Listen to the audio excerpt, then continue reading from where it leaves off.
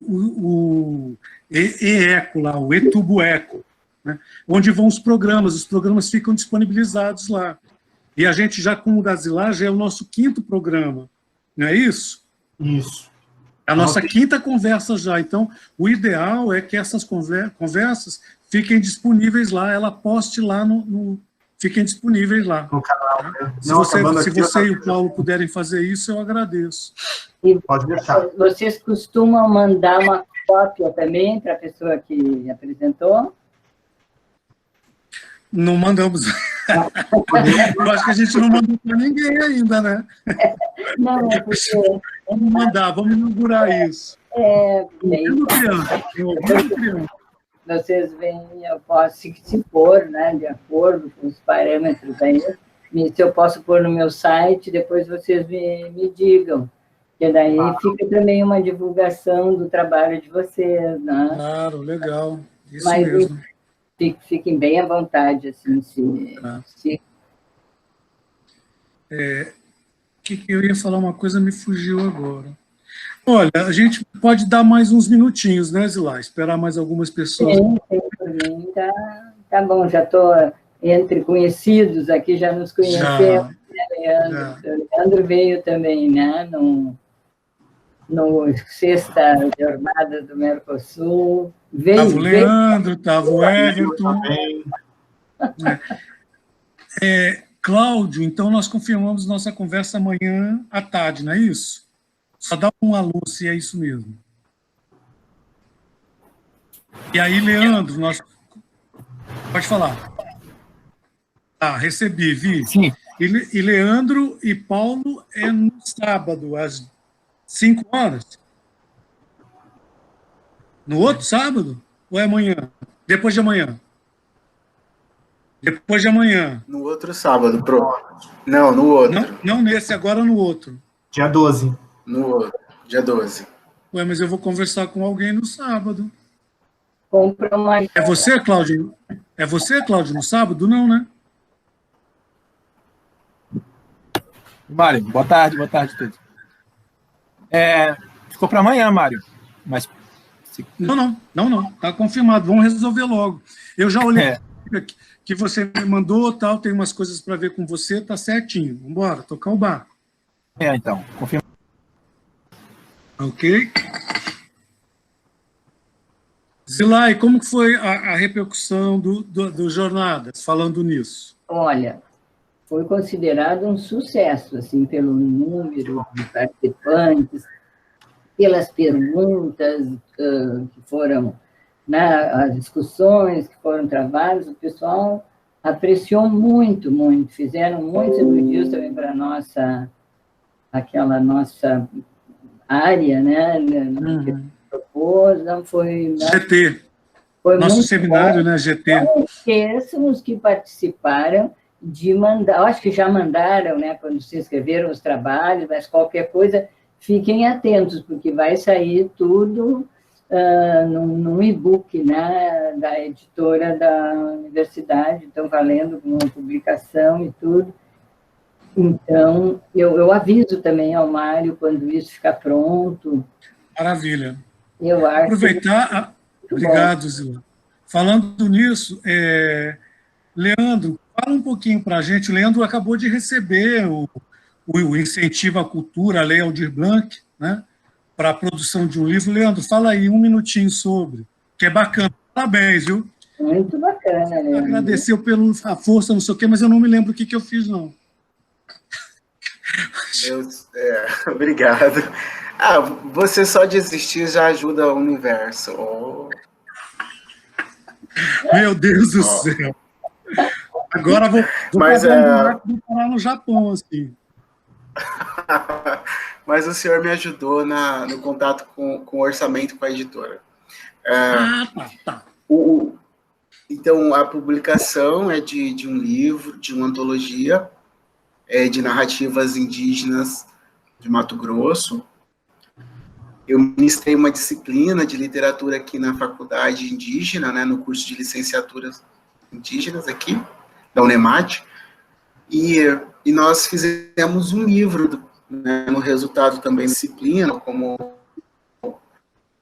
resultado, um livro que ficou da confecção dessas narrativas, que eles contaram, são 18 etnias, né, que participam, então 18 grupos étnicos, a gente separou eles em grupos, e aí eles contavam histórias para um outro grupo, e aí esse outro grupo fazia esse registro, essa transcrição, e vice-versa. Então eles contavam as narrativas e depois transcreviam. E aí transformamos um livro, e teve o edital agora da lei, né, Aldir Blanc, que é do fomento aí a cultura, né, nesse contexto de pandemia, e aí abriu para publicação, né, e aí fui lá, me inscrevi e deu certo.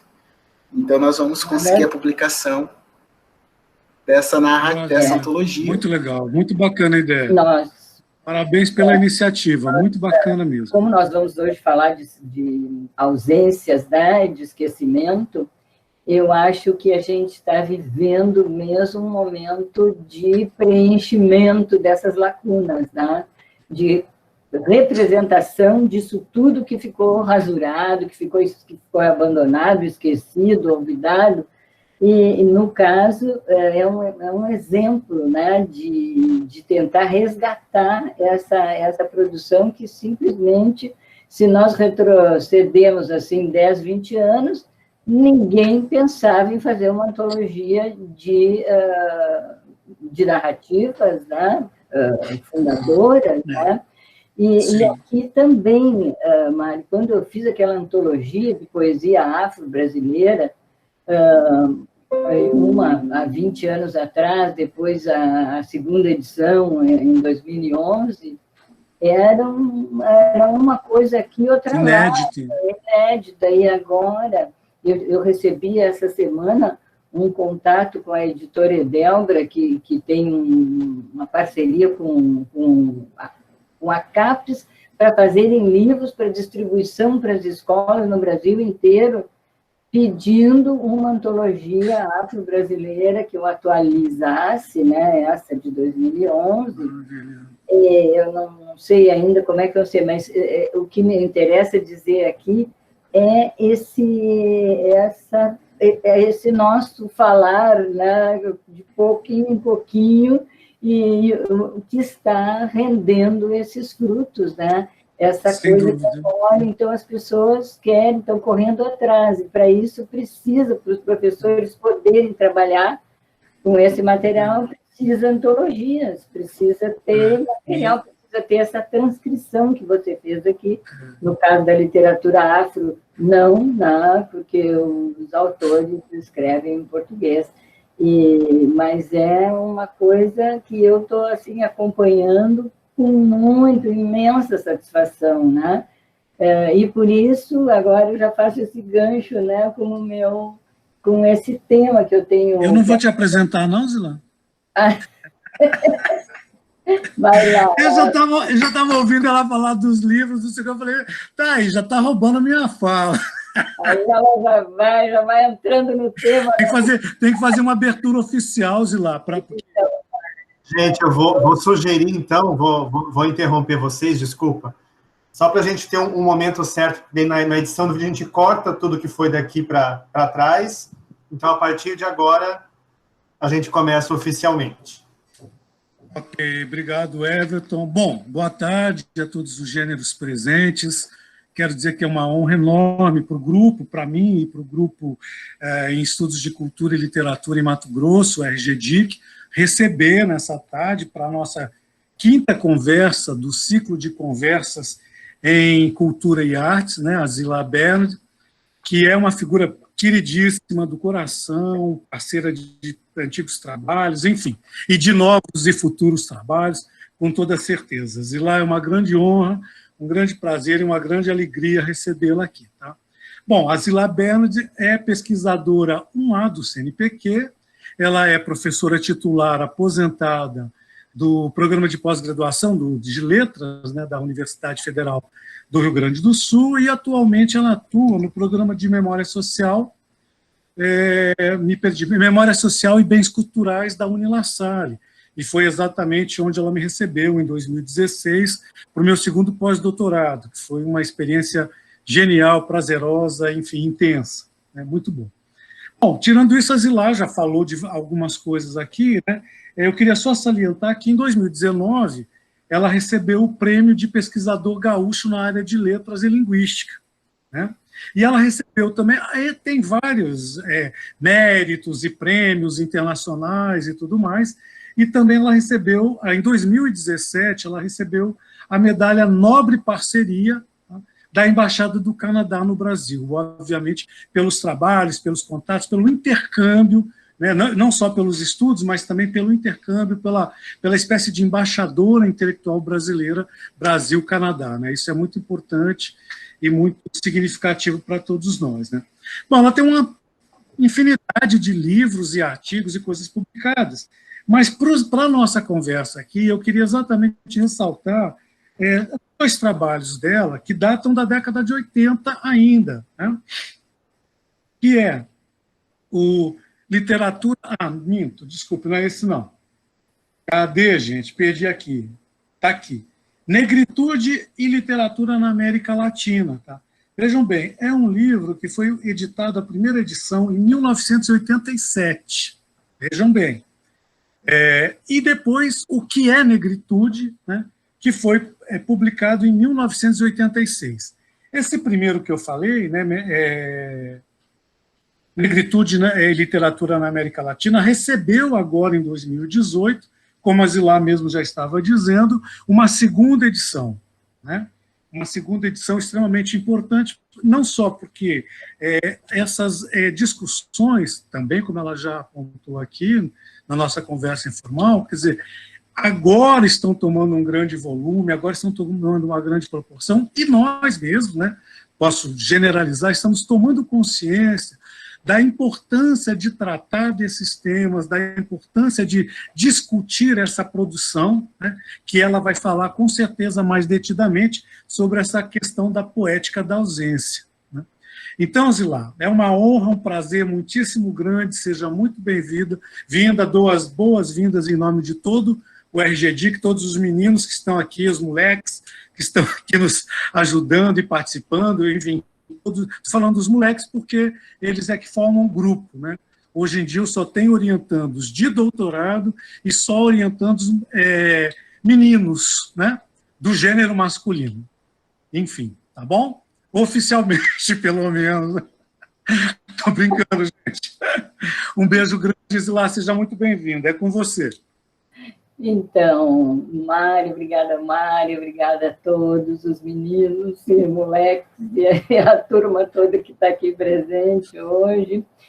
E, então, é sempre muito prazeroso, né, nós trabalharmos juntos, como já fizemos em várias oportunidades, tanto em Cuiabá como aqui em Porto Alegre, agora, mais recentemente, em Canoas. Então, Mário teceu um pouquinho, né, aí do meu perfil intelectual, acadêmico, né? E eu sempre começo falando dessa no doutorado na USP, que foi lá nos anos, terminei em 88, quer dizer, tem gente que não estava nem nascida ainda, de vocês que estão aí ouvindo. E quando eu saí aqui, porque para sair para fazer um doutorado, a gente sendo professor na Universidade Federal ou de qualquer outra, tem que parar um processo de pedido de licença, né, de ausência durante aquele período. Então, temos que apresentar o pré-projeto, né, de tese. E quando eu apresentei que pretendia fazer, então, um estudo sobre a literatura, um surgimento da literatura negra ou afro-brasileira, naquela época se falava mais em literatura negra, hoje se prefere mais afro-brasileira, numa perspectiva comparada com os autores da negritude do Caribe, sobretudo de língua francesa, né? Porque o movimento da negritude, ele tem o seu momento, assim, da publicação do livro do Aimé Césaire, né, que é, de certa forma, o pai da negritude, ao menos no que tem a relação com a América a relação com a América e com o Caribe, então ele é das Antilhas Francesas.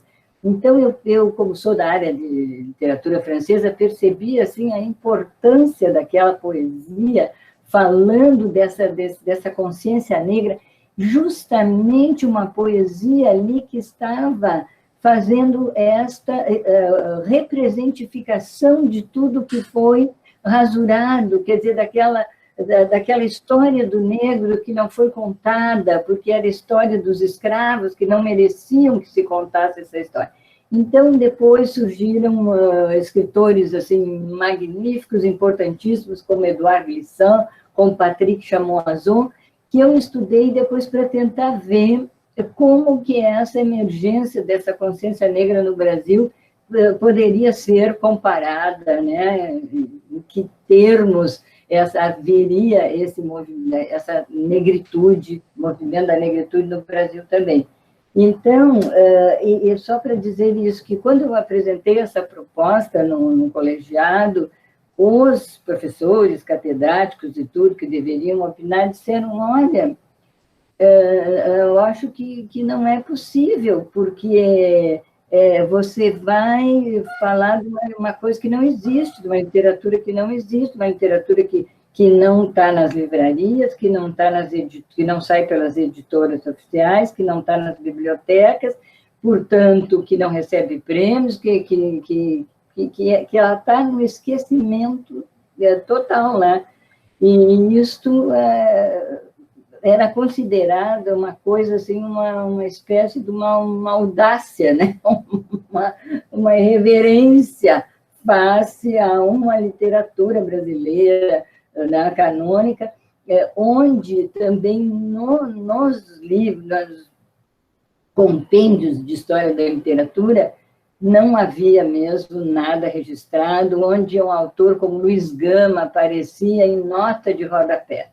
Né? Então, eu sempre comecei a minha tese pensando nisso. Bom, um autor como Luiz Gama em nota de rodapé significa que ninguém valorizou, não é, aquela fala dele já, não é, às vezes, um determinado momento da poesia dele antes da abolição da escravatura, e ele já falava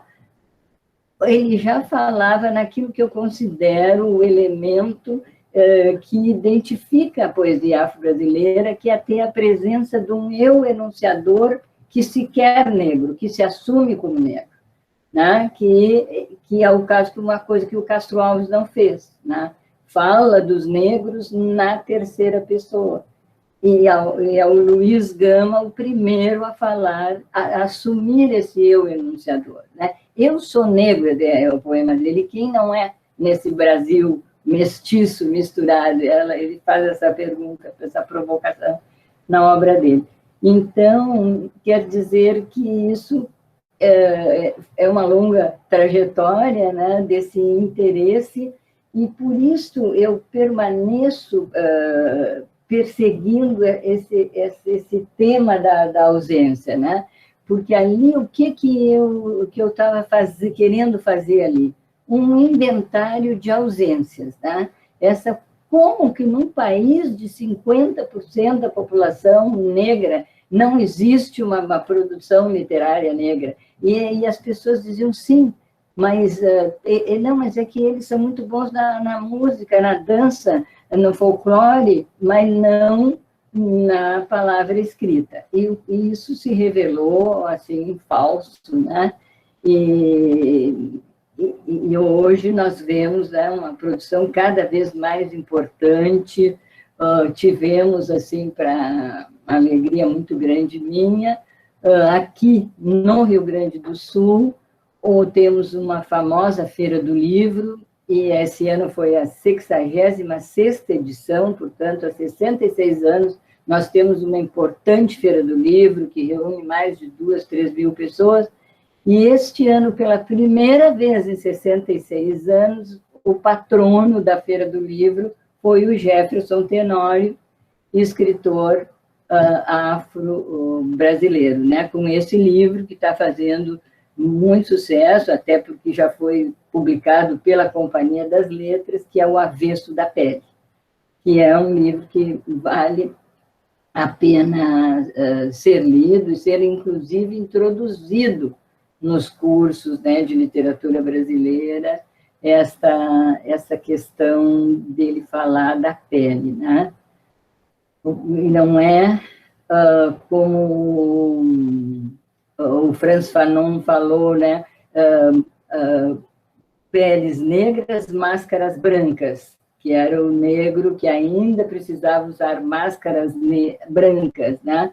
E aqui ele diz, não, e o Frantz Fanon mandava os negros tirarem as máscaras brancas, né? E esse vai adiante, ele quer ver o avesso da pele, quer dizer, o negro mostrar aquilo que está ausente, que não se vê, que é a interioridade, os sentimentos, tudo aquilo que se passa, né? O seu íntimo, porque com a pele só se vê aquilo que é o superficial, aquilo que está à mostra. Então, ele clama por isso, né? O avesso da pele. Na verdade, ele está falando, né, de uma ausência, de uma rasura que é não ver o negro na sua dimensão, né, de interioridade, na sua dimensão de humanidade, de presença, de contribuição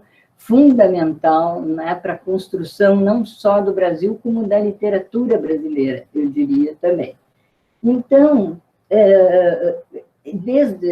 mostrei um pouco das minhas origens lá já muito remotas, né? E o meu projeto de pesquisa, esse atual agora, que já quando eu fui promovida para pesquisadora, com esse projeto Inventário de Ausências, Memória e Temporalidades nas Literaturas Contemporâneas das Américas. Quer dizer, eu continuo trabalhando com a literatura, então, afro-brasileira, mas sempre nessa perspectiva de uma interlocução interamericana, quer dizer, principalmente com aquelas produções em língua francesa do Caribe, né, e também em língua francesa no Quebec, porque vocês sabem que no Quebec tem um escritor negro, haitiano, né, mas que, então, a produção dele foi toda depois como imigrante na região do Quebec, que é a parte francófona, né, do Canadá,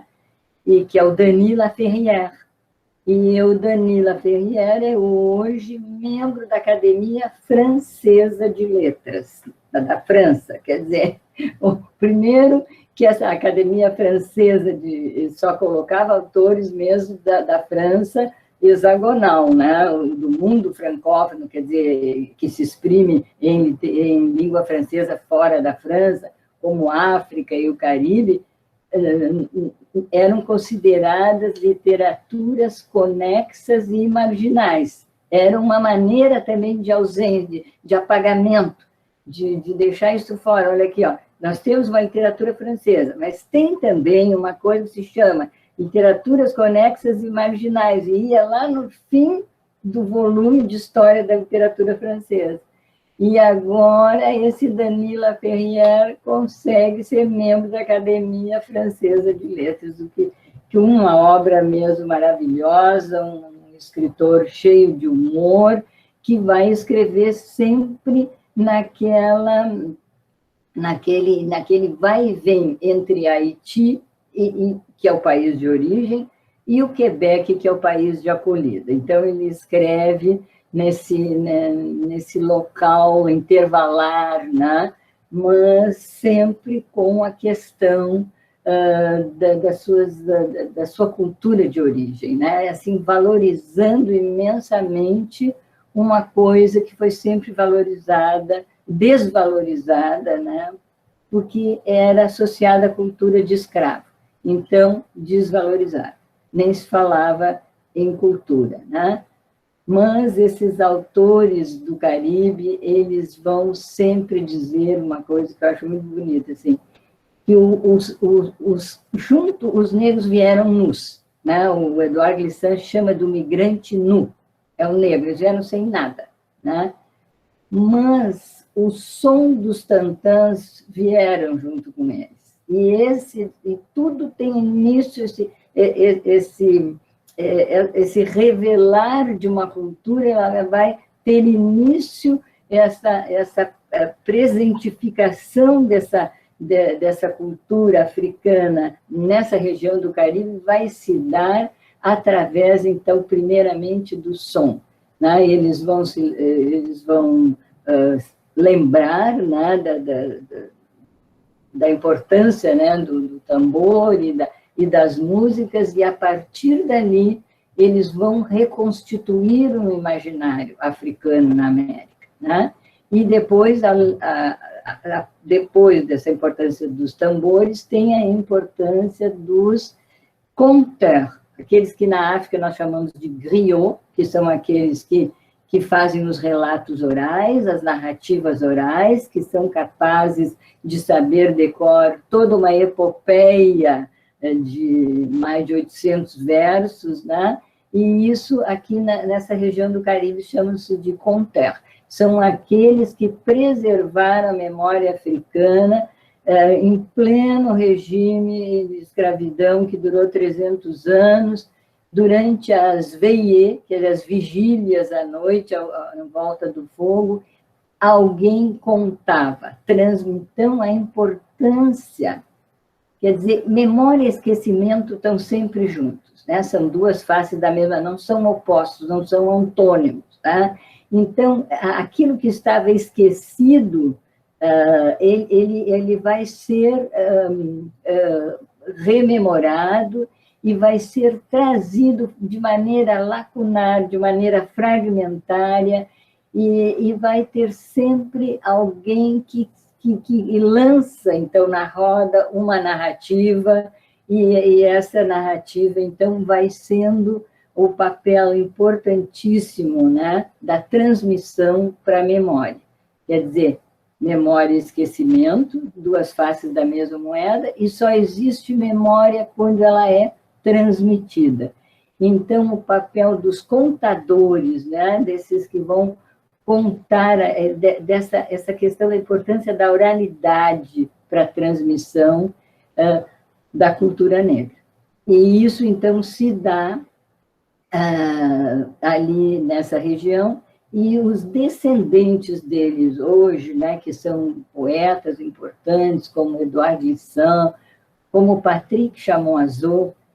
Foi o Patrick Chamoiseau que me fez refletir muito nessa questão da poética da ausência, porque ele é um poeta também muito premiado do Caribe, publicado em língua francesa e hoje considerado autor da literatura francesa, porque os franceses costumam separar, né, a literatura francesa, africana de língua francesa, ou antiliana de língua francesa, mas ele entra no rol da literatura francesa, que é o Patrick Chamoiseau, e ele escreveu esse livro, que me chamou imensamente a atenção. A partir daí, eu tenho refletido muito sobre essa questão da ausência. Esse livro, o título é A Matéria da Ausência, La Matière de l'Absence, quer dizer,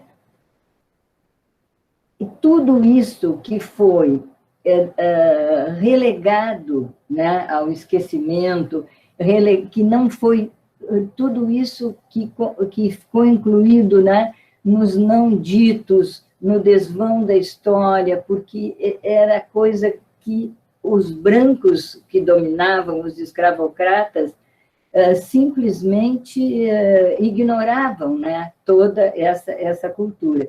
Então, ele vai dizer como se construiu, aos poucos, não é, toda uma poética feita com essa matéria da ausência, feita com essa matéria de todas aquelas memórias, de toda aquela história que foi rasurada ou contada, né, do ponto de vista do escravocrata. Então, essa literatura antiliana, de língua francesa, né, essa literatura do Caribe, do Haiti, das Antilhas, ela a mesma coisa está se refazendo aqui no Brasil também, né? Quer dizer, o que é o que faz com que exista essa literatura negra ou afro-brasileira? É essa ânsia, né, primeiro, de tomar consciência de ser negro, né, de assumir a enunciação em primeira pessoa como negro, e também de contar a história do ponto de vista negro. Quer dizer, aquela história contada do ponto de vista dos escravocratas é o que nós temos agora. Então, qual é o papel que essa literatura tem assumido? Contar a história dos negros nas Américas do ponto de vista negro. E isto é deslocar, né? O que se tem uma poética da ausência, e quando essas pessoas assumem a enunciação em primeira pessoa, e para suprir todas essas lacunas, né, para representar algo de um ponto de vista diferente daquela história oficial, né, de toda a perspectiva contada até agora, ele está tornando... O que é representificar? É tornar presente aquilo que foi... que não existe mais, que já não existia mais. Tentar, então, trazer para o presente esse ponto de vista. E eu acho que, nesta perspectiva que nós estamos falando isso, de poética da ausência e a representificação, né, que é o papel atual dos escritores, um nome assim importantíssimo é o da Ana Maria Gonçalves, que é uma obra que eu recomendo assim fortemente para quem não conhece ainda. São 950 páginas, e numa obra que se chama Um Defeito de Cor. E essa é uma mulher negra, Ana Maria Gonçalves, hoje eu acho que ela é professora nos Estados Unidos, e ela, então, coloca esse título, Um Defeito de Cor, de um poema do Luiz Gama, cuja obra, mais ou menos, é o que ela conta aqui, a história da Luísa Maim, né? Esta que seria a mãe do Luiz Gama, né? E que vai participar, de certa forma, é tudo muito envolto, né, entre história e mito, da Guerra dos Malês. E, portanto, ela vai trazer uma mulher, não só uma negra, como uma mulher. E eu acho, então, nessa poética da ausência, quer dizer, de tentativa de apagamento de histórias, tanto de negros como de brancos, né? O trazer isso à tona, né, é um mecanismo assim, de extrema importância. E não é só não é só o tema, né, associado ao negro, a negritude, que ele é considerado uma matéria da ausência na literatura das Américas, mas também muitas coisas ligadas à vida das mulheres, né? Depois eu pretendo falar então um pouco dessa questão, então, da matéria da ausência e de como ela é representada assim, para tirar do esquecimento determinados elementos, né, da história que foram rasurados. E eu posso dar exemplos tanto dessa literatura afro-brasileira como da literatura super contemporânea, super atual de mulheres no Brasil. Estão fazendo isso, trazendo à tona esses temas que nunca ninguém falou, como estupro.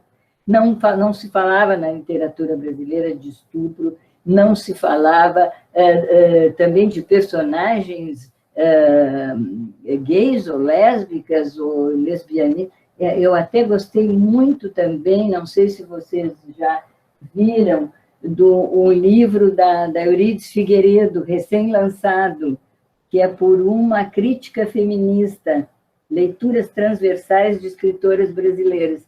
e ela cita, ela tem todo um capítulo sobre isso, né? Esses temas tabus que foram, então, era impossível de serem tratados, né? Como relações homossexuais entre mulheres, a questão do estupro, a questão do incesto, a questão da violência, né? Física do marido com as mulheres, e tudo isso como está sendo trazido por essas escritoras da contemporaneidade, que estão ousando produzir uma literatura, né, Mário? Eu falei disso ali, o Leandro deve lembrar, no nosso encontro aqui do Mercosul, aqui em Canoas, como elas estão trazendo, eles estão trazendo construindo uma literatura que eu chamo de desconcertante, quer dizer, aquela que tira o leitor da zona de conforto e traz esses temas sempre evitados, né? Sempre deixados de lado. E isso, como o Mário falou, né, que aqui no La Salle, eu fiz a minha carreira como professora de literatura na Federal do Rio Grande do Sul.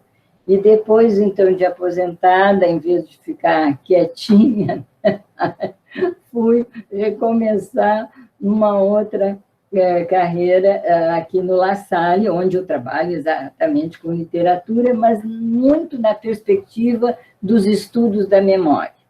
E aí, um autor assim, que está na origem dessa minha preocupação que eu estou trazendo agora para vocês, é o Michael Pollan, que é um autor que ele tem esse nome, origem, eu não sei se ele era de origem judaica, mas eu sei que ele viveu na França e morreu muito cedo, com menos de 50 anos, foi uma das primeiras vítimas de AIDS, que era uma coisa também que, quando a pessoa não se falava, né, era outro tema tabu. E ele faz uma coisa assim muito interessante, ele não tem propriamente, ele tem muitos artigos, ele não chegou assim a reunir essa obra dele pela morte muito fora de hora e fora de propósito, né? Então, esse artigo intitulado Memória, Esquecimento, Silêncio, que eu acho assim uma coisa que pode nos levar assim umas reflexões muito férteis, né? Claro, ele parte desse princípio que a memória está sempre junto com o esquecimento, né? Porque ela se faz, porque nós nunca podemos recuperar os elementos memoriais, né, na sua integralidade. Então, a memória involuntária, vem aqueles flashes, né, de memória no nosso presente. Mas ele fala do esquecimento no sentido de coisas assim, porque ele é um dos primeiros que escreve a partir de entrevistas, de relatos orais, né? Ele era professor, né, nas academias francesas, mas é um dos primeiros a escrever a partir de depoimentos orais, e, sobretudo, daquela geração que tinha passado pelo Holocausto, né? Entrevistando pessoas judias, homens e mulheres que tinham escapado, que tinham estado nos campos de concentração, mas aqueles que escaparam. Então, ele percebe uma diferença entre as coisas que eles achavam que eles eram obrigados a esquecer, né, que eles não queriam relatar, e aquilo que era... Ele distingue, então, memória, esquecimento de silêncio. Então, primeiro ele pensa, entrevistando essas vítimas, né, da Shoah, né, que é mais importante falar de Shoah do que de Holocausto, ele percebe um silêncio. Quer dizer, as pessoas não querem falar. E ele, num primeiro momento, ele pensa que se trata de esquecimento, né? E depois ele percebe que aquele silêncio era em virtude do trauma, né? Aquele trauma que tinha sido tão forte que aquela geração que passou pelo trauma não fala, não, silencia. Então, mas ele viu naquele silêncio uma forma de resistência. Ele disse, isso não é um esquecimento, isso já é uma forma de resistência. E depois ele vai conseguir, nos depoimentos, então, dos filhos dessa geração que passou pelo Holocausto, que passou, então, por toda essa tragédia, né, que foi a execução de milhares de judeus, ele vai, então, conseguir depoimentos dessa geração, a partir de fragmentos, né, memoriais que esses filhos, então, recolheram, que aos poucos aquilo foi emergindo e eles puderam depois, nas entrevistas, narrar. Então, eu achei que é muito interessante a gente, nessa perspectiva, né, que eu estou estudando agora, de literatura afro-brasileira e também dessa recente literatura feminina que está trazendo à tona aquilo que era indizível, que era o não dito, que não era possível dizer. Não era possível falar em estupro, não era possível falar em incesto, não era possível falar que as mulheres tinham vergonha de falar que eram... que os maridos surravam, né? E também, não só isso, como a tortura que se dá como na Vida Invisível, né, de Eurídice Guzmão, da Marta Batalha, né, que o marido que não deixa jamais a mulher desabrochar, né, nem como cozinheira, nem como costureira, nem ela nunca ele deixa para ela não fazer sombra, né, para a carreira dele. Então, ele vai mostrar isso, que esse silêncio não é uma forma de alienação, mas muitas vezes ele contém uma forma de resistência em um determinado momento, e ele vai chamar isso de memórias subterrâneas. Então, eu achei que era muito interessante isso da gente observar, não é? Na literatura, aquilo que ficou, num primeiro momento, como memória subterrânea. E como esse primeiro silêncio, depois o silêncio representando uma resistência, né?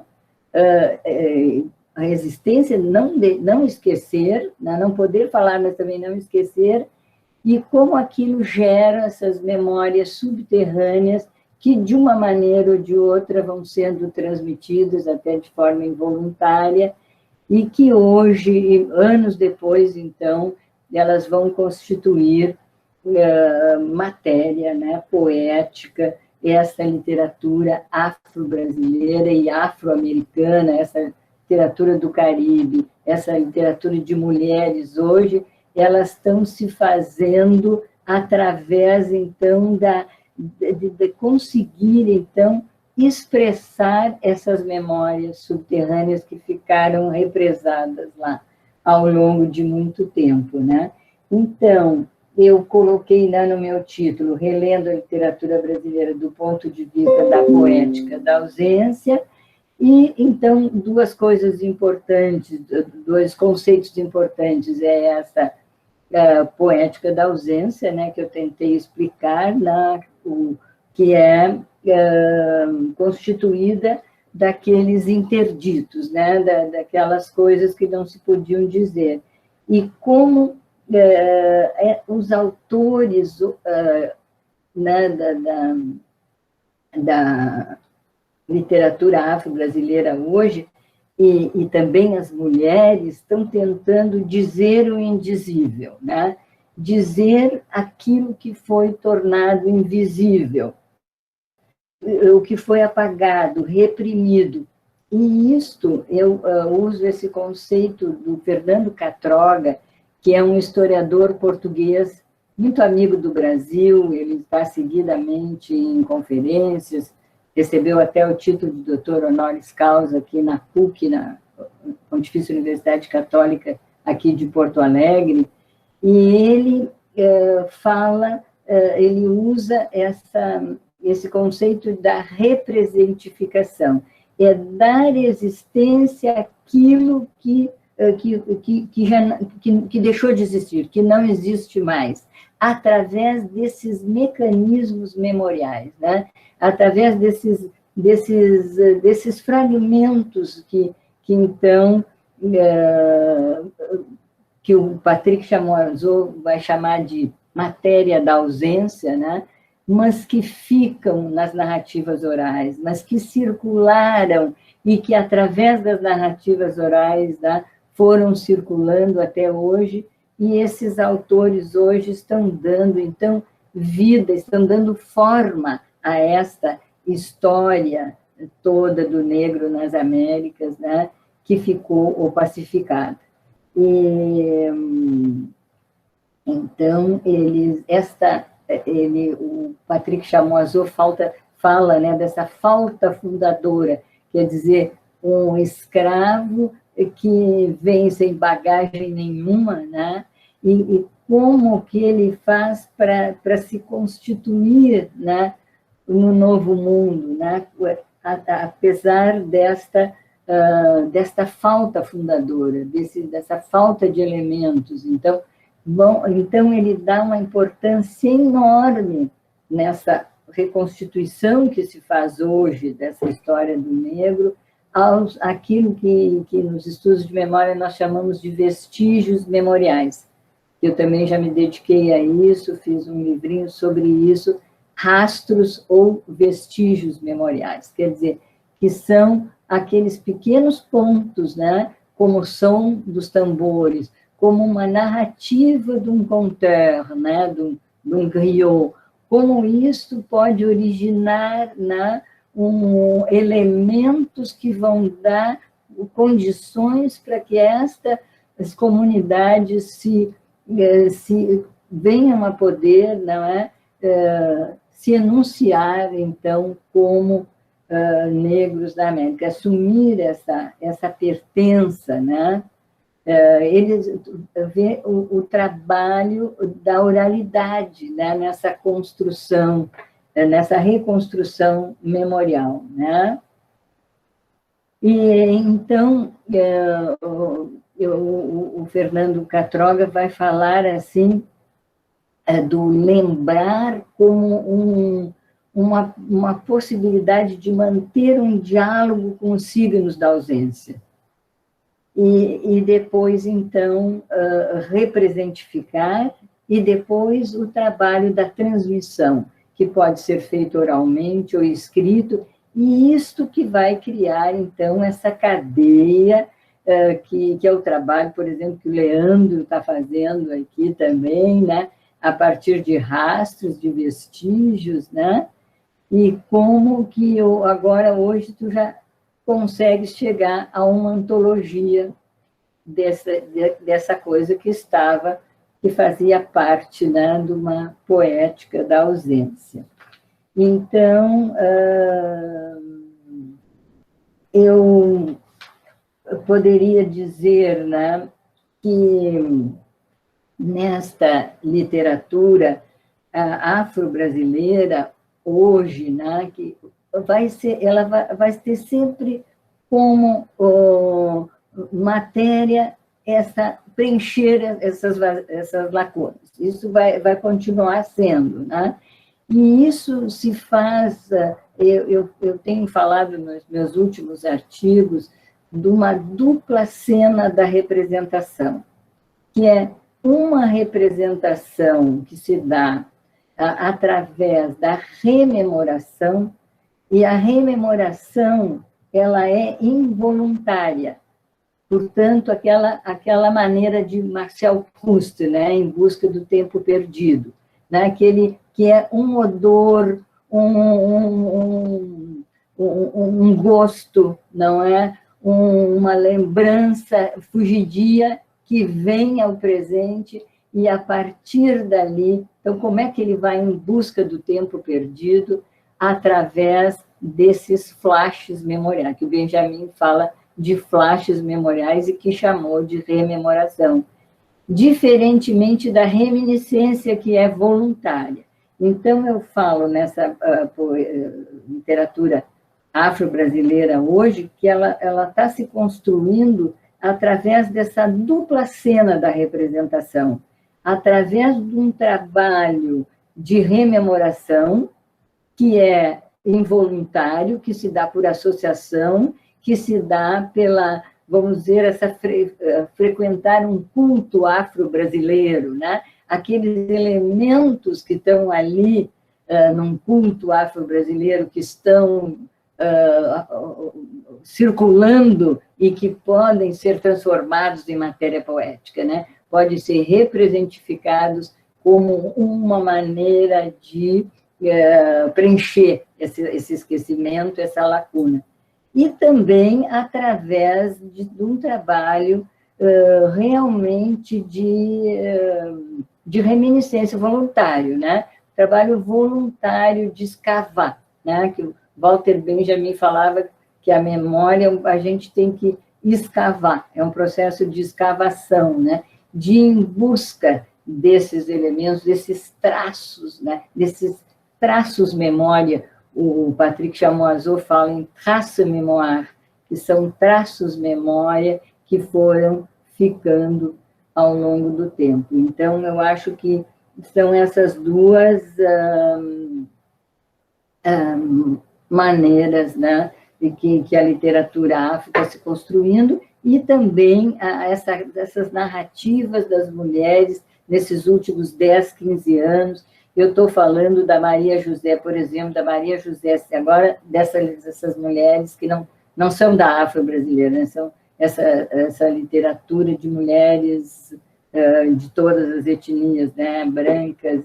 E, por exemplo, a Maria José Silveira, não sei se vocês já ouviram falar desse livro dela, que é a mãe da sua mãe e suas filhas, que ela conta a história da literatura, ela conta a história do Brasil desde 1500, a partir, todos os capítulos são um nome de mulher, a partir de todas as primeiras mulheres que foram vítimas, índias que foram vítimas de estupros, e ela vem vindo sempre narrado por mulheres em 500 anos de história. É muito, muito lindo esse livro dela, que eu acho que ela faz mais ou menos assim para a história do Brasil, a história, vamos dizer, da história brasileira, aqui do ponto de vista de uma mulher branca, mas muitas personagens são índios, são indígenas, né? E é muito parecido com o trabalho da Ana Maria Gonçalves, Um Defeito de Cor, que é a história da escravidão do Brasil toda contada do ponto de vista de uma mulher, que é a Luísa Maim, né? E que tem um nome africano, mas que esse nome que era Kendê, e foi imediatamente quando ela chegou nas fazendas da Bahia, trocado por um nome cristão, nessa tentativa de apagamento identitário, né? Começa aí, quer dizer, a pessoa tem um nome que é ligado à sua avó, sua bisavó, sua tribo, a sua vida na África, e, de repente, ela é chamada de Luísa. Aqueles deuses que ela traz consigo, né, na sua bagagem memorial, não valem mais nada, ela tem que ir à missa, o que vale são os santos católicos. Então, como que a partir dessa verdadeira essa máquina que foi de destruição, né, dos elementos memoriais fundamentais, né, dos escravos, como que isso, através dos traços memória, dos vestígios memoriais, se pode reconstituir hoje, né, uma literatura pujante, que eu acho que é a literatura afro hoje, e uma história, recontar, né, a história toda do negro no Brasil. Então, elas, tanto essas mulheres negras como essas mulheres não negras, né, elas estão escrevendo sobre o que foi apagado, sobre o que foi omitido, sobre o que foi contado do ponto de vista ou do branco ou do escravocrata, né? E passam, é mais do que isso, só resgatar essa história, elas passam a reivindicar essa lembrança como herança. Eu acho que é disso que é feita a força dessa literatura, tanto afro como das mulheres atuais, né? É não só trazer à tona o que foi omitido, recolhendo os restos, até o Acaroga fala ele usa um verbo muito bonito, que é restolhar, Mário, restolhar, que é reunir no campo depois da colheita, ficam aquela palha do trigo, e restolhar é recolher aquela palha para fazer um peixe. Então, ele fala do homem restolhado, e eu penso nisso também, na verdade, restolhar, o trabalho de restolhar, de recolher a palha para colocar ela junto e fazer um feixe, né? E, com isto, reivindicar essa matéria da ausência como herança, se sentir herdeiros, é isso, para mim, a literatura negra é isso, é se sentir herdeiro desse patrimônio que vem da oralidade, né, que transmitido até agora através da música, através da dança, e toda essa questão, né, que eu falo de representificação, quer dizer, que é repor o que foi omitido, isso não é só na literatura, isso se pode fazer pela música, pela dança, pelo canto, pela arte, pela pintura, por todas as expressões artísticas, né? Na verdade, a verdadeira arte é repor o que foi omitido ao longo dos séculos, né? Gente, eu não sei se vocês já estão cansados, se já está na hora, Mário, você... Zilá, você completou 45 minutos, mas eu acho que a gente não está cansado ainda, não. Mas quem sabe agora... Já apareceram algumas questões, aí você. Pode expandir, claro. Tem algumas... Com licença, tem algumas perguntas que a gente pode... Tem algumas perguntas ou comentários ali que podem também fazer com que a fala fique mais dinâmica, né? Que a professora não fique tão aí no solilóquio. Pode ser? Pode. A gente pode ler lá nos... Então, professora, a gente tem uma pergunta, né, da Érica, a Érica Albuquerque, que ela vai falar assim: professora, como a senhora analisa a presença da memória e da reminiscência na obra de Conceição Evaristo Ponciá Vicêncio? A senhora tiver como, ou se quiser comentar, tá? E, professora, também sobre as suas referências, ou sobre essa literatura afro-brasileira, eu acho que teve um comentário, né? A senhora falou da Ana Maria Gonçalves, mas poderia citar também outras referências, ou autores e autoras nessa sua pesquisa?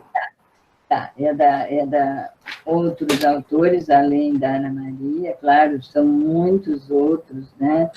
Só lembrando, Zilá, que tem duas bibliografias aí, vamos chamar assim. Quer dizer, você também citou alguns autores de suporte teórico, né? O Pollack, o Pollack, enfim, o português, né? O Catroga. Eu vi que tem alguma coisa disponível dele na internet, mas eu não li ainda. O Patrick Chamoiseau. Chamoiseau, isso. Tá. Então tá. Eu tive uma aluna que fez uma tese lá, comparando um defeito de cor com o texaco do chamois azul. Isso. Aham. Inclusive, usou, tem um ou dois textos seus, né, sobre o Ana Maria, né? A história de esse texaco é uma espécie de bidonville, né, uma espécie de favela, e que se chama texaco porque eles usavam as latas, né, do escrito texaco, eles usavam para cobrir as casinhas, né, os casebres dessa. E essa mulher se recusa a sair, uma mulher negra que vai ser, aquilo querem terminar com aquela, seria uma favela, seria uma comunidade, como se diz hoje, e ela se recusa a sair, né? Então, eu acho que isso também a gente vê na Conceição Evaristo. Eu vou perguntar sobre ela, mas pode falar. Ela falou do Ponciá Vicente, que é um livro muito forte, muito importante da Conceição, mas eu já tinha lido, eu estava lendo todos os mais recentes dela, que são maravilhosos, né? Os Olhos d'Água, essa série de contos aqui, e os poemas dela, que são também, né? Mas foi reeditado agora um livro de 20 anos atrás, que é Becos da Memória. Eu vou dizer para vocês que é muito, me lembrou agora, porque é essa história do texaco, é a história dela mesma, que ela vai dizer de alguma forma que não é autobiográfico e tudo, mas a gente sabe, ela vai contar como uma comunidade tem que ser retirada daquilo ali para construírem um edifício. Então, ela narra nesse Becos de Memória, que agora foi publicado novamente, acho que ano passado, mas ele é um livro que já tinha 20 anos, né? E ela conta de uma maneira que ela vai trazer a história de cada um dos personagens que habitam naquela comunidade. E memórias que remontam lá ao tempo da escravidão, ela tenta mostrar assim que a humilhação sofrida pelos escravos ela se perpetua hoje nessa vela, nessa coisa de serem retiradas, né? Então, eu penso, eu citei a Ana Maria Gonçalves primeiro, porque esse romance ele é muito importante nesse sentido, né? Porque ela dá uma dimensão de contar 200 anos de história, né? Da escravidão no Brasil, do ponto de vista de uma mulher negra e que vai até ficando muito velhinha e termina voltando para a África. Bom, mas eu penso, a tua pergunta ali, que tinha que ver a questão da memória e reminiscência. Pois é. Então, memória é o conceito, né, amplo, né? Dentro, o que se opõe à reminiscência é a rememoração, né? Quer dizer, seria... a gente sempre lida com memória e esquecimento, quer dizer, aquela matéria memorial a qual a gente nunca tem acesso na íntegra, mas através de fragmentos. E como no nosso recordar, né, no nosso lembrar, a rememoração está ligada a esta coisa que nós chamamos também, que os estudiosos todos da obra de Marcel Proust chamam de memória involuntária, que está sempre associada com as sinestesias, quer dizer, né? Ele passava por um jardim e sentia o odor de uma flor e aquilo levava ele de volta para a infância. Ao tomar o chá na casa da tia, né, da tante Leonie, né, que é tia-avó, na verdade, ele sente o aroma do chá e ele diz: toda a minha infância saiu de dentro de uma xícara de chá. Essa é memória involuntária, né? São aqueles elementos externos que me levam a uma associação, que se eu sento e digo, olha, hoje eu vou escrever minha memória, vou me lembrar de tudo, desde que eu nasci, da minha mãe, da minha avó, da minha família, isso é um trabalho que muitas vezes não acontece, né? Mas os vestígios memoriais são muito importantes na medida em que eles vêm de associações, eles vão de forma, vamos dizer, fragmentar e não involuntária, não buscada. Mas, por exemplo, uma mulher que faz, como a Ana Maria Alves, né, um livro de 950 páginas, para retratar a história da trajetória das mulheres nessa saga da escravidão no Brasil, aqui tem um projeto que é de reminiscência, de estudo, de pesquisa, de fontes, de busca às fontes. Então, por isso que eu digo que essa literatura afro, ela está se fazendo numa dupla cena da representação, né? Com essas memórias involuntárias e com as memórias voluntárias também, né? Que é essa busca objetiva, né? Das raízes, né? Zila, fala, querido. Estava te ouvindo agora e sobre isso, seria possível dizer, por exemplo, que você tem, no caso um defeito de cor, né? Todo um processo, sim, de reminiscência, de uma memória, digamos, absolutamente consciente, né, que parte de um projeto. Mas, ao mesmo tempo, essa reminiscência se constrói a partir de uma rememoração das personagens. Né? Quer dizer, então, a gente teria, em 2 níveis narrativos diferentes, a Ana Maria Magalhães só consegue construir, digamos assim, essa reminiscência a partir do momento que ela também reconstrói a lembrança dessas personagens, o involuntário da construção de lembrança da personagem, né? Claro, por isso que eu falo de dupla cena da representação, que associa rememoração e reminiscência.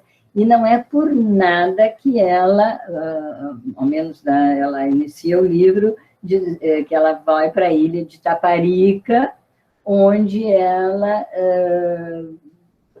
visita um local que seria uma biblioteca ou alguma coisa, mas que as coisas estão perdidas, e ela vê as pessoas, né, o livro começa assim, ela vê que as pessoas naquela casa onde recebem, ela é recebida para conversar, ela vê um maço de folhas que estão esparsas, que estão rasuradas, que estão já meio rasgadas, né?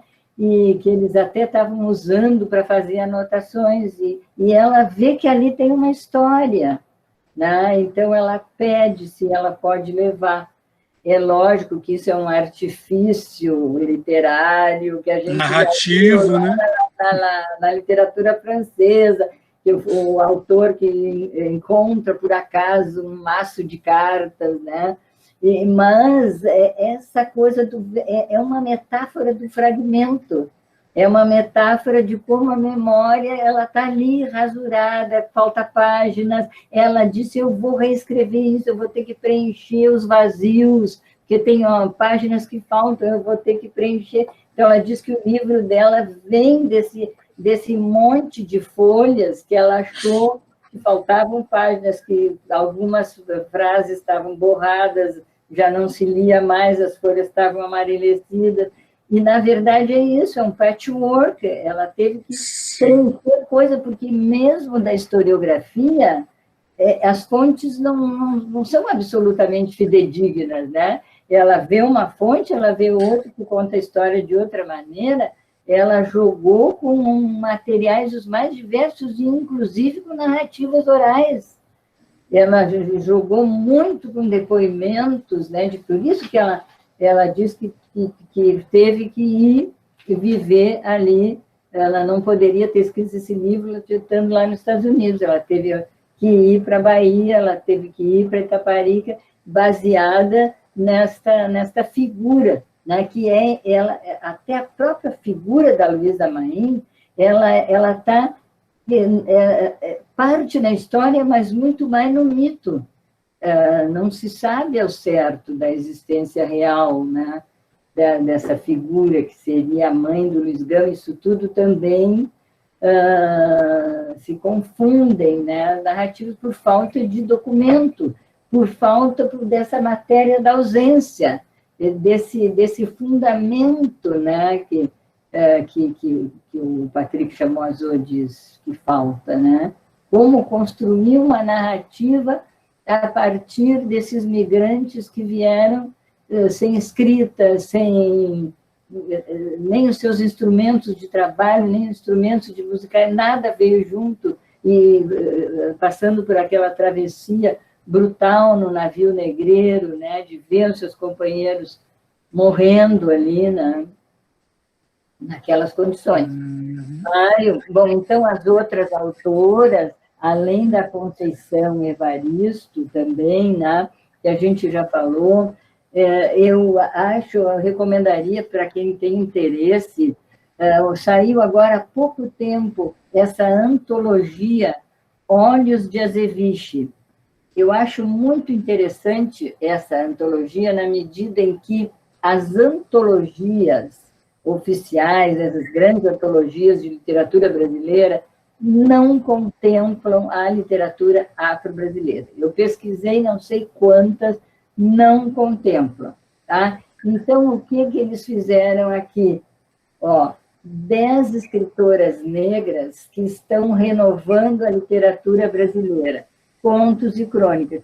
Essas mulheres resolveram, então, fazer a sua própria antologia, já que nós estamos ausentes nas grandes antologias, né?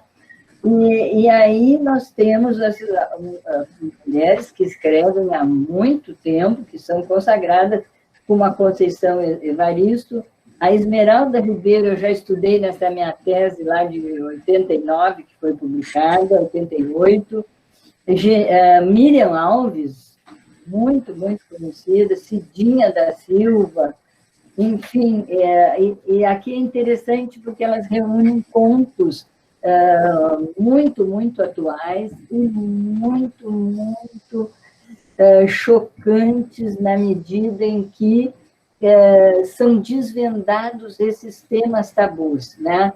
Como o estupro, a violência policial contra a mulher, também a questão da homossexualidade feminina, que isso é uma coisa que não se falava também, né, na literatura, esses crianças, meninos de rua, e que é o conto da Conceição Evaristo, sobre um menino...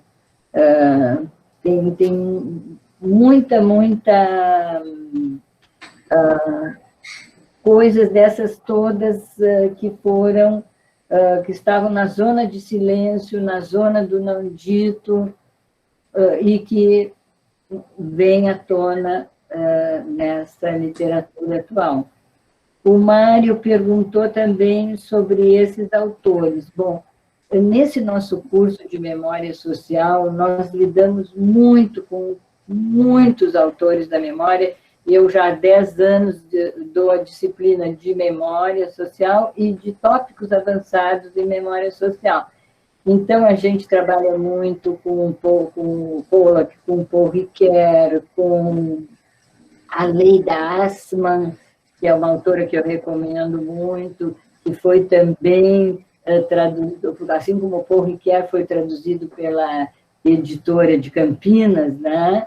A Leida Assmann também, que trata dessa questão, ela traz, o título são Espaços de Recordação. Então, ela apresenta essa questão também do fragmento, da recordação. Ela trata muito de memórias habitadas e memórias inabitadas. Quer dizer, todas as memórias que a gente tem que estão ali inabitadas, como que agora vivenciando, né? E representando é que nós tornamos essa memória habitada. E eu acho que isso que essas mulheres estão fazendo, né? Habitando as suas próprias memórias, né? Para torná-las e para fazer esse papel fundamental da transmissão, né? Porque sem transmissão não há memória. Sim. Leandro, tem mais alguma pergunta? Por enquanto aqui não tem, não. No chat. Tem a tua, né, Leandro? Esse comentário sobre a memória, como essa questão da existência ou reexistência, né? Que a gente estava discutindo lá naquele GT sobre a memória ancestral, né, professor? A senhora falou aí sobre como que nesses escritos ou escrituras existe essa marca que eu entendo como essa presença da ancestralidade. Eu digo que a gente, dentro da literatura, né, ocidental, a gente já perdeu um pouco, né? Ou parece ter perdido. E quando nós lemos esses autores ou autoras, né, sejam afro-brasileiros ou indígenas, nós vamos encontrar esse elemento da ancestralidade, dessa memória ancestral, que é esse lugar, né, de existir e resistir. Olha, eu acho assim, muito importante. Esse ano eu dei um curso sobre a memória geracional, né? Como que a memória geracional é aquela, então, que vai sendo transmitida, né, de geração em geração, e que vão em busca dessa manancial, né, da ancestralidade para ser transmitido, né? Nesse processo também, né, da memória geracional, eu sempre falo de dois tipos que pode acontecer. A memórias feridas ou memórias envergonhadas. É aquele descendente que recusa a sua herança, é uma herança ferida. Por exemplo, um descendente de alguém que foi torturador, ou que foi nazista, né, e perseguiu os judeus, né? Como que isso foi um problema muito sério da literatura alemã do pós-guerra. Havia essa questão de não se sentir herdeiro dos seus ancestrais. Então, uma memória geracional feita de memórias vergonhosas, de memória ferida, né? E no caso positivo da pessoa aceitar, né, aquela ancestralidade como herança e aí assumir aquela hereditariedade e querer transmitir aos seus descendentes. Dois tipos que pode acontecer nessa memória, porque nem sempre a vida é linda, né? Sim. Eu estou orgulhoso dos meus pais, nem sempre isso é possível, né? Eu penso aqui na ditadura brasileira, né? Como que alguém cujo ancestral é um torturador ou uma coisa que o valha, né? Como é que essa pessoa se situou em relação a isso? É uma recusa, uma memória ferida, uma memória envergonhada, e a pessoa vai procurar outras, ou vai saltar uma geração e ir em busca de uma coisa mais atrás, né? Mas tem tudo isso nessa Zila, eu queria só retomar uma coisinha que você falou. Quando você citou, me fugiu o nome, eu não anotei aqui, o autor do Avesso da Pele. Ah, tá. Que é o Jefferson Tenório. Jefferson, está aqui, ó. Jefferson Tenório. Da Companhia das Letras aqui de 2019. Jefferson Tenório. Isso. E aí você diz que, na verdade, ele fala sobre uma espécie da importância de assumir, do enunciado, né, assumir o seu eu, digamos, as suas subjetividades enquanto afro-brasileiro, enquanto memória afro e tudo mais, né? E aí eu te perguntaria, quer dizer, da maneira como você coloca, eu não conheço o trabalho dele, mas parece uma espécie, me pareceu, né, assim, digamos que isso não tem efetivamente acontecido, né? E aí eu perguntaria para você dois casos. O próprio caso que você já falou da Conceição Evaristo, né? E o caso da Carolina Maria de Jesus. Sim, eu acho que ela foi uma pioneira. Eu não falei hoje aqui porque não dava também para... Mas contar aquelas histórias naquela precariedade toda, né, daquele contexto da favela, eu tenho a impressão que todos os autores afro, todos que eu conheço, eles reverenciam o papel dela, enaltecem esse papel, consideram literatura realmente, e ela ela denuncia, mas ela, ao mesmo tempo, ela agencia aqueles elementos todos, né, dessa vida na favela. Eu acho que desse uma história da literatura afro-brasileira que queiram fazer, tem que remontar a Carolina, sim, de Jesus, sem dúvida. Quarto de despejo, né? A história de uma favelada. É uma coisa, aliás, tristíssima, e tristíssimo que aconteceu depois também com ela, né? E depois de ser reconhecida, né? Ela se perde, houve muita trapaça, assim, com os direitos que ela recebeu, né? Sim, sim. Foi uma coisa muito triste. Tem aquela história que eu acho extremamente cruel, né? Que quando havia o lançamento, quando havia alguma sessão e tal que iam falar do livro dela, ou que ela era convidada, que ela queria ir como escritora, né? Elegantemente vestida, etc., etc., e que o jornalista, que me fugiu o nome agora, que foi, na verdade, digamos assim, a pessoa que descobriu e que intercambiou todo o contato dela com as editoras, enfim, com a divulgação de todo o trabalho dela, dizia que impedia isso, né? Queria que ela fosse como favelada. Oi? Queria que ela fosse como favelada. Exatamente, exatamente, né? E ela queria assumir o papel de escritora, que, na verdade, é mais do que legítimo, né? Mas ele uma coisa... Meio cruel isso, uma né? Crueldade, eu ia usar esse termo também, de uma crueldade imensa, mas eu acho que essas... se formos remontar, também tem a Maria Firmina, né? Lá no... Sim, mas na verdade...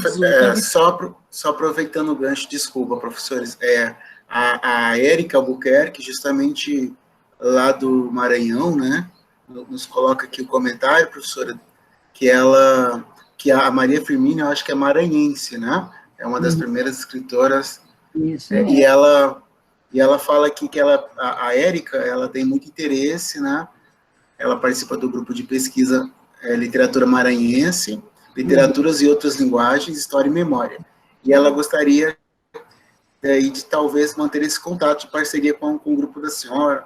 Aí fica aí também, só para fazer essa ponte. Ela pode dar o Mário, né, vocês fornecem meu e-mail, tudo, ela pode mandar, até posso colocar aqui, né, quem sabe? Seria isso, já interessante. E muito bem lembrado da Maria Firmina. Sim. Já é uma longa história, né? Contando com essas... Aqui também, além da Maria Firmina, que agora já é muito conhecida, houve aquele professor ali de Minas Gerais, o Eduardo de Assis Duarte, já fez uma edição excelente, uma nova edição da obra dela, e essa autora é menos conhecida, mas também é uma coisa impressionante, uma mulher que em 1920 se chama Ruth Guimarães. Ela escreveu Água Funda, Aqui tem um prefácio do Antônio Cândido. Ela teve uma edição que mereceu a atenção, né, do Antônio Cândido, que é um grande professor, né, de literatura, né? Foi publicada em 1946 pela editora Globo de Porto Alegre. Aí já é uma reedição, mas ela é do início do século. E ele fez, aqui fizeram essa edição daquela editora 34, em 2018, que é uma tentativa de recuperar também essas vozes. Essa mulher ficou totalmente na ausência, né? No esquecimento. Eu fiquei sabendo agora, mesmo com todos os meus estudos sobre a literatura negra, eu nunca tinha me deparado com essa figura dessa mulher, né? Que ela viveu em 1920 e 2014, uma das primeiras escritoras negras a ganhar destaque na cena literária brasileira. E foi lançado no mesmo ano de Sagarana, de Guimarães Rosa. Então, primeira edição, Zilá? Pois é, eu pensei que fosse antes, mas aqui, então, eu estou enganada. Pensei que essa de 46 já fosse uma reedição. Isso. Não, ele foi lançado em 1946.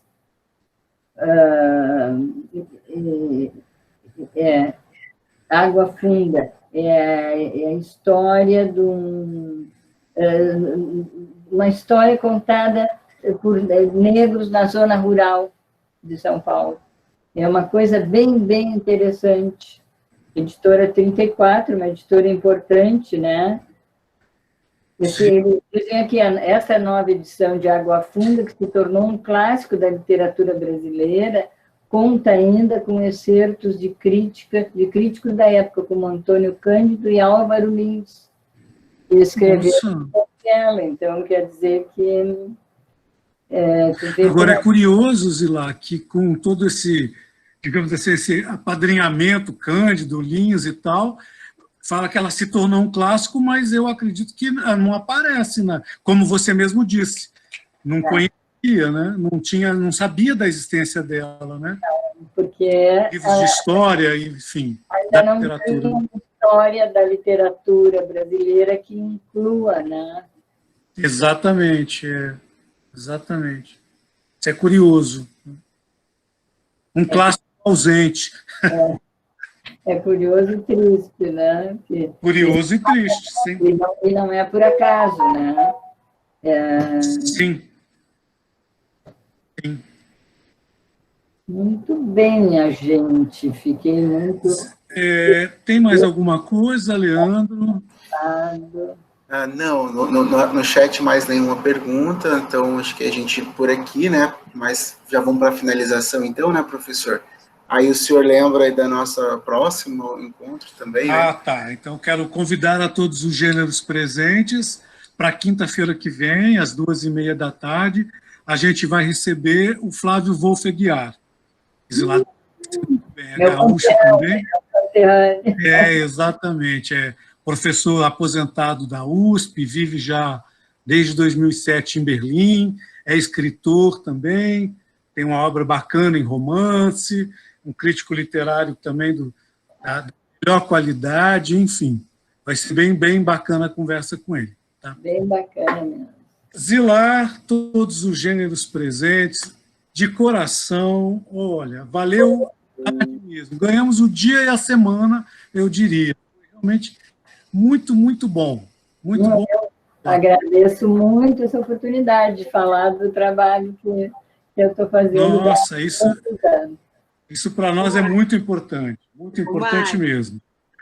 Diga, Giselma. Acho que todo mundo presente podia abrir a câmera para a gente tirar uma foto para registro do grupo, né? Podia fazer, né? Isso. Fazer um print que chama, né? Um print, isso. Olha, eu estou vendo aqui o Cláudio, eu acho que o Marcos Pedro, a Paloma. Isso. Como é que está o print escrito? Ctrl+F1, 1, né? Quem tiver, tem a Aurilene. O Marcos Cláudio, abriu agora, a Érica. Érica, Leandro, isso.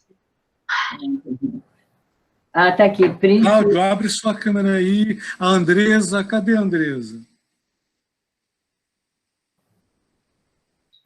Estou aqui, vou abrir. Então, abre aí, vamos ver.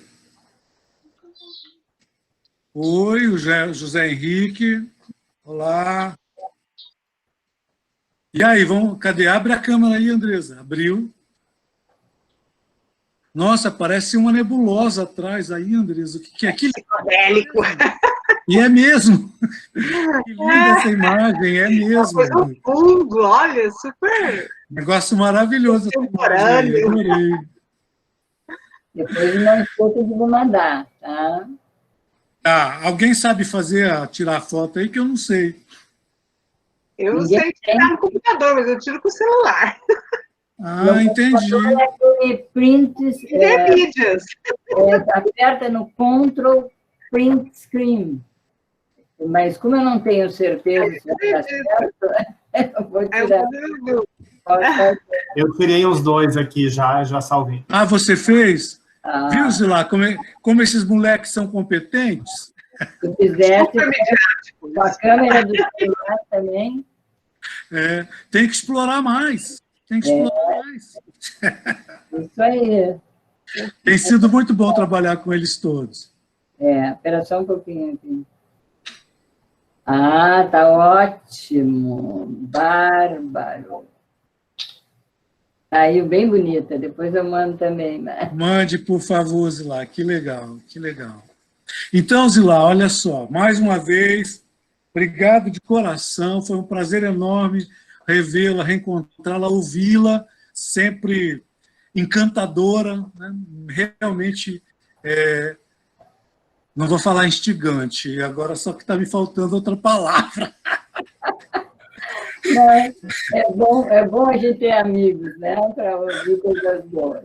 Então, tá. Um beijo grande a todo mundo que participou, todos e todas. Super obrigado. Valeu, Zilá. Tchau. Nos vemos na quinta-feira que vem com o Flávio, tá, gente?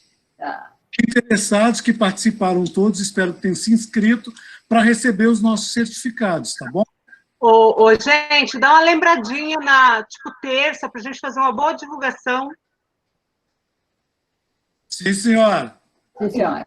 Beijo grande. Tá bom. Beijo, Até. Zilá. Obrigada. Beijão. Tchau, tchau. Boa tarde.